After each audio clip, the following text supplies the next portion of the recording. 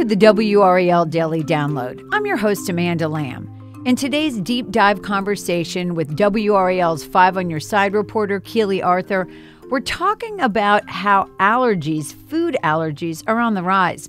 And sometimes, well, they can have deadly consequences. We're talking about this during Allergy Awareness Month, and it really does affect a lot of people. 20 million people have food allergies. 30,000 people visit the emergency room every year to be treated for allergic reactions. Keely, welcome to the program. Thank you for having me. So as part of this report, you interviewed a family with such a tragic story. Tell me about Selena Minsk, her family, and how they learned that she was allergic to peanuts in the first place and how they managed that. Yeah, this is an incredibly sweet family. They're from New England, recently moved to North Carolina, I think a year or two ago. Selena Rose was a 15-year-old girl who, at age 5, after biting into a peanut butter sandwich, realized that she had a severe food allergy. She was diagnosed with both a peanut and tree nut allergy. And for years, for a decade, that was really her only exposure. After that severe reaction, I think she ended up getting sick, like puking and some other things. After that, they were able to avoid anything with nuts in it for years. They would label food. The parents would taste test things. They were really, really vigilant. Yeah, and I have a daughter who's grown now, but she had a peanut allergy or does have a peanut allergy. So I remember that fear. You know, I remember being at Christmas parties when she was little and not wanting her to touch anything on the table, daycare, and then, of course, even school, concerned about that. It's such a heartbreaking story what happened here. And there is an increase in food allergies around the country, right? Yeah, so more and more people, and children especially, are being diagnosed. And it's not that we're just diagnosing more kids. The doctors, experts say that more kids, in fact, have allergies. It's for a number of reasons, but mainly this thing called the hygiene hypothesis. And what it essentially explains is that we live in a really, really clean world. So our immune systems just aren't as strong. And it's for a number of reasons that kids are more likely to have a food allergy. I think the stat is 1 in 13. And that's pretty high. So you did interview this family. They were vigilant for many years. Tell us what happened when she was 15. Yeah, so kind of normal day. The mom said she and her daughter, I think they were getting ready to go on a trip. They went shopping, had a really great day together. The father was at a neighborhood community social, and it was essentially a potluck. He was leaving. Somebody offered him cookies, and he asked what he always does, what are in these cookies? And the person said, it's gluten-free, it's nut-free. Said, okay, and he brought them home. He told his wife, Maida, Selena's mom, and Maida does what she always does. She put them in a bag, labeled them gluten-free, nut-free. And when Selena saw the bag of cookies, I think like any of us, she wanted a cookie, so she took a bite of it and had an immediate allergic reaction, and come to find out that the cookie was made entirely of almond flour, which of course is a nut. Is deadly, yeah. And then they obviously got her to the hospital, but it was too late. It was too late. She was without a pulse for 67 minutes. So they got the pulse back, but she was brain dead by the time that doctors were able to look her over, and she passed away a few days later.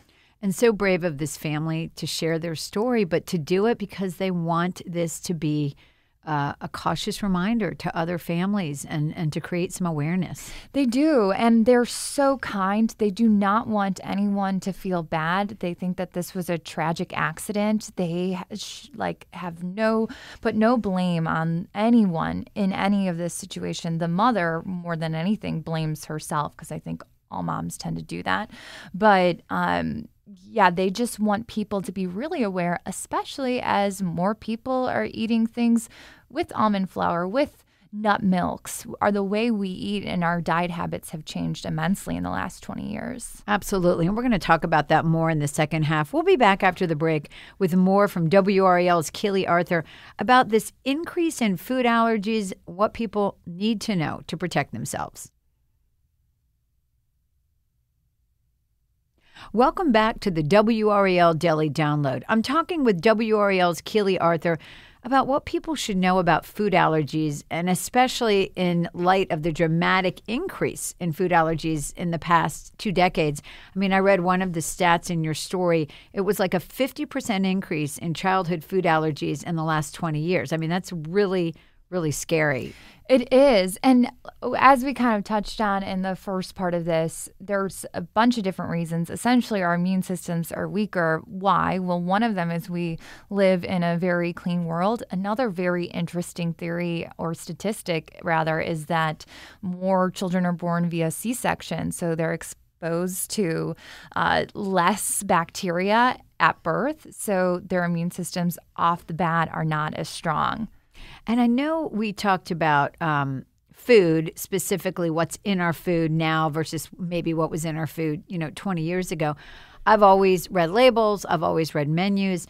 But we all go, oh, gluten-free, that's really healthy. But what we don't realize, right, is that a lot of these products are made with nuts because it's a good source of protein.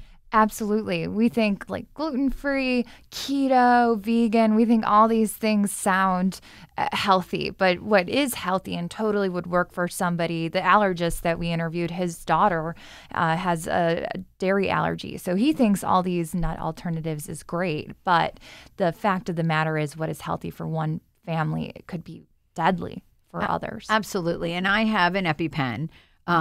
My daughter has an EpiPen. My husband's also allergic, and he doesn't carry one. So he throws caution to the wind a little bit. Yeah. Luckily, we've never had an anaphylactic reaction in our family. But other than an EpiPen, I mean, what are some of the solutions? I know we talked about hypervigilance, obviously. And should people get tested? How often? That kind of thing? An EpiPen really remains the best line of defense. Once you're diagnosed with a food allergy, you should have an EpiPen. You should carry it around with you, especially if you have a severe food allergy. Some of the other research that's emerging is the kind of ground rules that we give to families with kids who might have a higher likelihood of being allergic. So sometimes babies with eczema, that's an early indicator that they might have a food allergy, which is very interesting. But essentially, they studied children like that who they thought were more likely to get an allergy. And the guidance initially, I think, was to wait until they're 4 years old to expose them to peanuts. Then they did it 6 months. In the study, the kids who were exposed at 6 months were way less likely to develop a food allergy, a peanut allergy, than the children who were exposed at the previous guideline, 4 years. So there's that prevention kind of thing. Right. And I know that there are some doctors that will take a child into their office and give them a small bit of the thing they're allergic to, see how they react. Yeah. But, really scary for parents. And my daughter, by the way, did and still does have eczema. So that is absolutely an indicator. Well, let's come back briefly how we started to Selena's story. I understand there was one silver lining in this story, that they were able to donate her organs, and that was a big deal to them. They were. This family has a very deep faith, and they anytime we interview, you and I both have interviewed people in really, really bad situations. And when they are kind and they have grace and positivity, it's shocking given their circumstances. So they were just so gracious to me and all the family members. They were thankfully surrounded by a lot of extended family, really held on to the fact that because of Selena's tragedy, 5 other people were able to get the organ that they needed to continue their life. So the family took, great comfort in that. So her legacy lives on. But again, such an important topic, Keely. Thank you so much for sharing this information. And hopefully, it's going to create some more awareness, because I think that's really the only key right now is people understanding that this is serious. Yeah. The labels are really good at stores, but people need to be really careful when they're going to parties. Absolutely, absolutely. And thank you for listening to the WRAL Daily Download and making us part of your morning routine. If you like what you're hearing, please rate us on Apple Podcasts or on whatever podcast app you use. Another great way to get WRAL news is in the Morning Briefing newsletter. It's a daily email waiting in your inbox every morning with Triangle news, events, and headlines to get you ready for the day. Sign up at WRAL.com/newsletter.